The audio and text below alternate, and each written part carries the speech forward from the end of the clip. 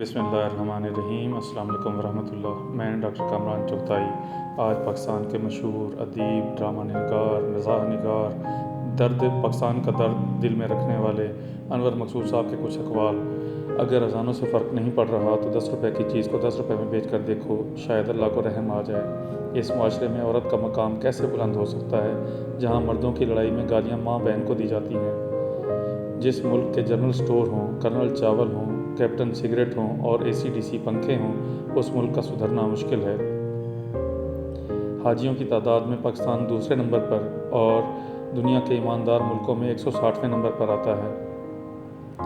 ہمارے ہاں مسجد میں جوتے آگے رکھیں تو نماز نہیں ہوتی اور پیچھے رکھیں تو جوتے نہیں ہوتے۔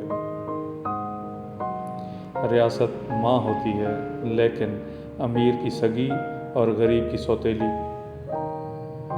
پاکستان میں کھانے کا ادب صرف سربراہوں اور وزیروں کو آتا ہے، وہ خاموشی سے کھاتے ہیں۔ جس معاشرے میں ہم رہتے ہیں اس میں بہن کے گھر سے پانی پینا حرام جبکہ اس کا شرعی حق کھانا حلال سمجھا جاتا ہے۔ دروازہ عدالت کا ہو یا خانہ کعبہ کا، صرف طاقتور کے لیے کھلتا ہے، غریب کے حصے میں صرف چکر ہی آتے ہیں۔ پوری دنیا میں کچرے سے بجلی بنتی ہے، واحد پاکستان ہے جس میں کچرے سے حکومت بنتی ہے۔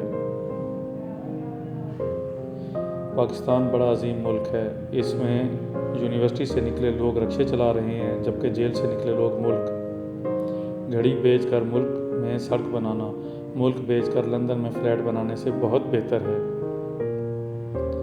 ملک کی حفاظت کا تو پتہ نہیں لیکن چوروں کی حفاظت یقیناً مضبوط ہاتھوں میں ہے۔ حیران کن بات، پاکستان میں اسلام اتنا زیادہ ہے کہ میڈیسن کمپنیاں کمیشن کی دوائی لکھنے پر ڈاکٹروں کو عمرے کا ویزا اور ٹکٹ دیتے ہیں اور ڈاکٹر صاحبان بھی ثواب کے لیے چلے جاتے ہیں۔ جہاں دماغ غلام ہوں وہاں زنجیروں کی ضرورت نہیں ہوتی۔ جس ملک میں لوگوں کو یہ بھی بتانا پڑے کہ کہاں پیشاب کرنا منع ہے اور کہاں نہیں تو وہاں کے لوگ ووٹ کا استعمال کیسے کریں گے؟